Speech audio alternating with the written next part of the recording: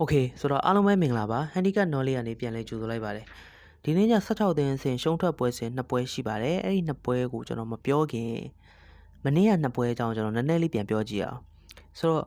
PSG နဲ့ Inter Miami ကန်ခဲ့တယ်မနေ့က Flamengo နဲ့ Bayern Munich ကန်ခဲ့တယ်ဆိုတော့အဲ့ဒီပွဲ2ပွဲမှာကျွန်တော်သုံးသပ်တာတွေကကျွန်တော်ပြောရင်2ပွဲလုံးကျွန်တော်မှားခဲ့တယ်ပေါ့နော်ဒါပေမဲ့ဒါထားလိုက်ပါတော့အမှားဆိုတာအမှားပဲကျွန်တော်တကယ်သာယူရမယ်ရှိမယ်ဆိုတော့ဒီနေ့ကျွန်တော်အဲ့2ပွဲကိုကျွန်တော်ပြန်ပြောကြည့်မယ်ဆိုလို့ရှိရင် PSG ကပြောရင်ကြီးပြော့တယ်ဒါပေမဲ့အရင်လက်မခံနိုင်တော့တဲ့ပြောတာမျိုးမဟုတ်တဲ့အတွက်သူနိုင်လို့ရတဲ့ကြီးဖြစ်တဲ့အတွက်နိုင်သွားတယ်ဒါထားလိုက်အောင် Flamengo နဲ့ Bayern Munich ကကြတော့ကြီးအနေထားရဆိုရင် Bayern Munich ကအဲ့ကြီးကနိုင်လို့မရတဲ့ကြီးအဲ့ကြီးပေးပြီးတော့ Bayern Munich ကနိုင်တော့တကိုးနဲ့ပဲကတ်နိုင်ရမယ်ကြီးအဲ့ဒါကို तू က2ကိုးနဲ့ तू ကအပြတ်နိုင်တယ်လုံးဝအပြတ်စားတယ် body လည်း easy အောင်တယ်ဆိုတော့ Bayern Munich ကြီးကတော့မဖြစ်တဲ့ကြီးနဲ့နိုင်ပြီးတော့ PSG ကြီးကတော့နိုင်လို့ရတယ်ဆိုကြီးနဲ့နိုင်သွားတယ်လို့ကျွန်တော်တို့ပြောရမယ်ဆိုတော့ဒီဟာကိုကျွန်တော်တို့တခြားတစ်ဖက်အနေနဲ့ကျွန်တော်ပြန်ပြီးကြည့်မယ်ဆိုလို့ရှိရင် PSG နဲ့ Inter Miami Flamengo နဲ့ Bayern ကျွန်တော်တို့ကြီးအကြောင်းတွေပါညာလုံးဝနားမလည်ဘူးဒီတိုင်းပဲဘောလုံးပွဲကိုလောင်းမယ်ဘယ်အသင်းနိုင်လောက်မယ်ထင်လဲဆိုပြီးတော့တွေးတဲ့လူတယောက်အနေနဲ့ဆုံးဖြတ်မယ်ဆိုလို့ရှိရင် PSG နဲ့ Inter Miami ပြရှင်းလေ PSG ဆိုတော့ချန်ပီယံလိချန်ပီယံဗျာသိလားပြီးတော့လက်ရှိမှာလဲဖောင်အရန်ကောင်းနေတဲ့အသင်း Inter Miami ကိုမနိုင်ကြဘာအကြောင်းမှမရှိဘူးဆိုပြီးကျွန်တော်တို့ PSG ပဲထိုးမှာပဲအဲ့လိုရိုးရှင်းနေပဲ PSG ကလည်းနိုင်သွားတယ်ဆိုတော့ Bayern Munich နဲ့ Flamengo နဲ့ Bayern Munich ပွဲဆိုတော့အဲ့ဒီပွဲကလည်းဒီတိုင်းပဲBayern Munich ကဂျာမနီရဲ့နံပါတ်1အသင်း Flamengo တို့ကဘရာဇီးမှာဘလောက်ပဲကောင်းတယ်ပြော Flamengo ကဘရာဇီးအသင်းကဘရာဇီးအသင်းပဲဘရာဇီးလိဆိုတာကဂျာမနီ Bundesliga ထက်ကိုနှိမ့်တဲ့လိဆိုတာဒါလက်ခံစရာ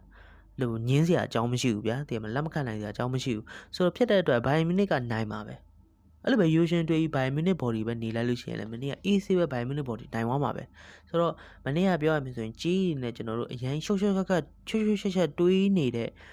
လူတွေပဲအဲ့လိုထိကုန်တာရိုးရှင်းတွေးတဲ့လူတွေအကုန်လုံးကနိုင်တာမနေ့က PSG လည်းနိုင်တယ် Bayern Munich လည်းနိုင်တယ် AC ပဲဆိုတော့ဒီနေ့ညမှာ2ပွဲရှိတယ်ဒီနေ့ည2ပွဲကလည်းအဲ့လိုမျိုးပုံစံမျိုးပဲထူးဆန်းတယ်ဘာလို့လဲဆိုတော့ Inter Milan နဲ့ Fluminense နဲ့ပွဲ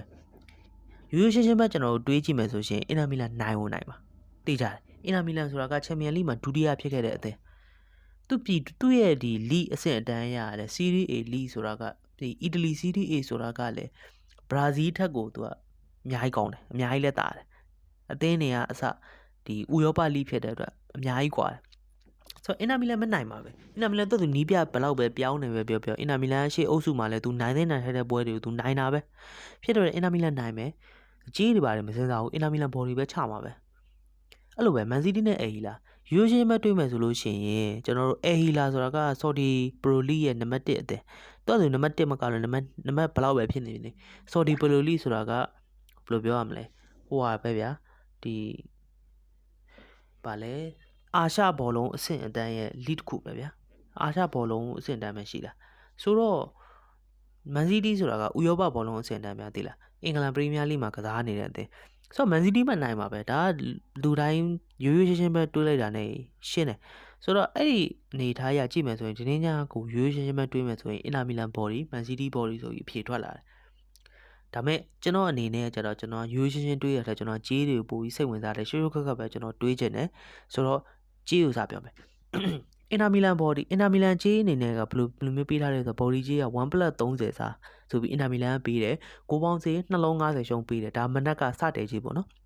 အခုညနေကြေးပြောင်းမှာဘယ်လိုပေးလဲဆိုတော့1+50စားဖြစ်သွားတယ် Inter Milan ကနေပြီးတော့ကိုပေါင်းကြေးက3လုံး30နှလုံး30ရှုံးဖြစ်သွားတယ်နှလုံး30ရှုံးဆိုတော့အဲ့ဒီကြေးနေမှာတွက်ကြည့်လိုက်မယ်ဆိုလို့ရှိရင် Inter Milan ကဒီကြေးပေးလို့ရလားဆိုရင် Fluminense ကိုပေးလို့ရတယ်သူတို့ရောက်နေတဲ့အဆင့်ကရှုံးထွက်အဆင့်ပြောရင် Inter Milan ကပြောရင်လူတွေရဲ့အထင်ကြီးလေးစားမှုကိုပြောရင်နည်းနည်းလေးညော့နေတဲ့အသင်းလို့ပြောရင်ဘာလို့လဲဆိုနီးပြအပြောင်းလဲဖြစ်ထားတယ်အရှိအုပ်စုမှာလည်းသူတို့မဖြစ်တဲ့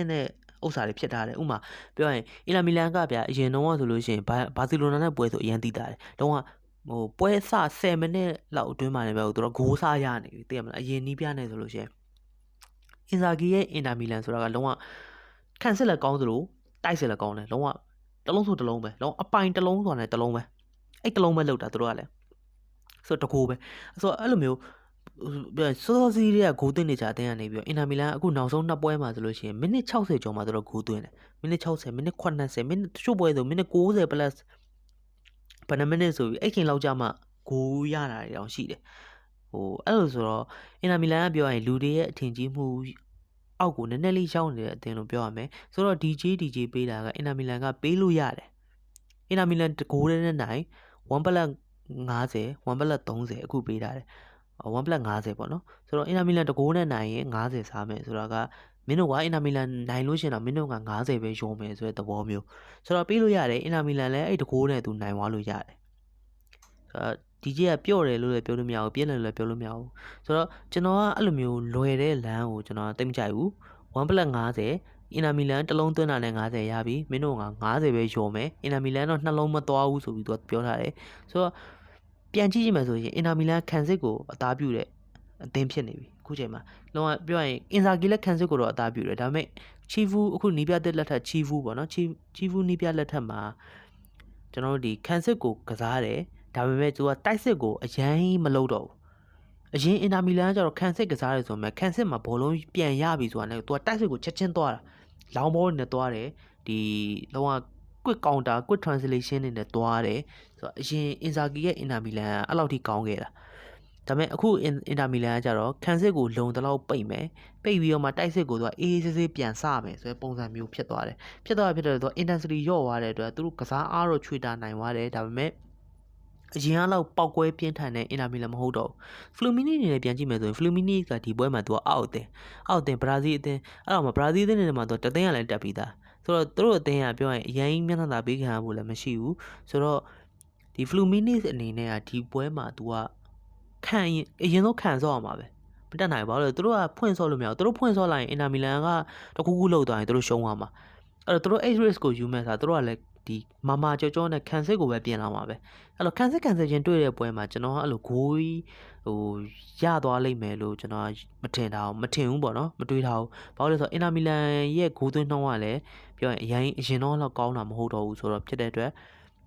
ဂိုးအောက်မယ်လို့ကျွန်တော်ထင်တယ် body မှာလည်းကျွန်တော် Flumini body ကိုပို့ကြိုက်တယ်ဘာလို့လဲဆိုအင်တာမီလန်နိုင်အောင်သူတလုံးနဲ့ပဲနိုင်မှာနိုင်လို့ရှိရင်ကျွန်တော်တို့က Flumini ဘက်ကနေတာဖြစ်တယ်တော့ကျွန်တော်တို့က90ရှုံးမယ်ဆိုတော့အဲ့ဒီအရှုံးကိုကျွန်တော်ရင်းလိုက်မယ်90ကိုရင်းလိုက်မယ်ရင်းပြီးလို့ရှိရင်ရှုံးရင်လည်းရှုံးမရှုံးရင်လည်းငါတို့နိုင်မယ်ဆိုတဲ့ပုံစံမျိုးကိုကျွန်တော်ပို့ကြိုက်တယ်အင်တာမီလန်ဘက်ကနေမဲ့သူတွေကြတော့နိုင်ရင်ငါတို့90စားမယ်တစ်လုံးနဲ့နိုင်ငါတို့90စားမယ်နှလုံးနိုင်ငါတို့နိုင်မှာဖြစ်တဲ့အတွက်အဲ့ဒီဘက်ကပြောရင်ရင်ခုံဖို့မကောင်းဘူးကျွန်တော် Fluminis ဘက်ပဲနေမယ် Fluminis body ကိုအောက်ပဲကြိုက်ပါတယ်ဆိုတော့ Man City နဲ့ El Hilal ကိုကျွန်တော်ပြန်ဆက်ကြည့်ရမယ်ဆက်ကြည့်မယ်ဆိုရှင်ကြေးရက Man City ကနေပြီးတော့စတဲ့ကြေးက2 plus 50စားပေးထားတယ်3လုံး60ရှုံးပေးတယ်ညနေကြေးအနေနဲ့ဆိုရင်လည်း2 plus 40ရှုံး40စားပေးတယ်3လုံး100ရှုံးပေးတယ်ဆိုတော့ဒီကြေးနဲ့ကျွန်တော်ပြန်ကြည့်မယ်ဆိုလို့ရှိရင် Man City က El Hilal ကိုအဲ့ဒီကြေးပေးလို့ရလားဒီကြေးကပြင်းလားဒီကြေးကပျော့လားဆိုလို့ရှိရင်ကျွန်တော်အနေနဲ့ကMan City က3လုံးတွင်လားမတွင်ဘူးလားဆိုတော့ဘယ်လိုယုံလဲဆိုတော့ပုံမူတည်တယ်El Hilal လို့အသင်းဗျာEl Hilal ဆိုတော့ကလက်ရှိမှာသူကဆော်ဒီမှာနံပါတ်1မကလည်းပါဖြစ်လက်ရှိမှာနီးပြတော့ဟိုကကင်ထားတာအင်ဇာဂီကင်ထားတာအင်ဇာဂီရဲ့အင်တာမီလန်ဘယ်လောက်ထိကောင်းတယ်ဆိုတော့ကျွန်တော်တို့သိပြီးသားအင်ဇာဂီရဲ့ El Hilal လည်းပြောရင်ကစားဟန်ကောင်းတယ်လို့ကျွန်တော်မြင်တယ်သူတို့အင်တာမီလန်တော့အတိုင်းပဲခံစစ်ကိုသူတို့ရသလောက်ပိတ်တယ်ပြီးတော့မခံစစ်ကနေဘောလုံးရပြီဆိုတော့လည်းချက်ချင်းကွစ်ကောင်တာပြန်စတယ်လုံးဝအလောင်းဘောတွေတင်တယ်ဆိုတော့Man City ရဲ့နောက်တန်းကအဲ့ဒီ El Hilal ရဲ့တိုက်စစ်ကိုတားနိုင်လားဆိုမင်းတော့ Man City နောက်တန်းကတော့တားနိုင်တယ် Man City ရဲ့ကစားဟန်နဲ့ Man City နောက်တန်းတားနိုင်တယ်အဲ့တော့ Man City တိုက်စစ်က El Hilal ခံစစ်ကိုဖောက်နိုင်လားလို့မင်းရင်တော့ကျွန်တော်အနေနဲ့မထင်ဘူးလို့ကျွန်တော်ပြောလို့ရတယ်ဘာလို့လဲဆိုတော့ Man City ကဥမာဟာလန်အထောင်နဲ့ထွက်လာမယ်ဆိုရင်ပိုလို့တော့မထင်ဘူးဘာလို့လဲဆိုတော့ဟာလန်ကဘယ်လိုလဲဂိုးသွင်းအရန်မတေချာတော့ဘူးလို့ကျွန်တော်ခံစားရတယ်သူ့လူအရန်ကတ်ထားတာဖြစ်ဖြစ်သ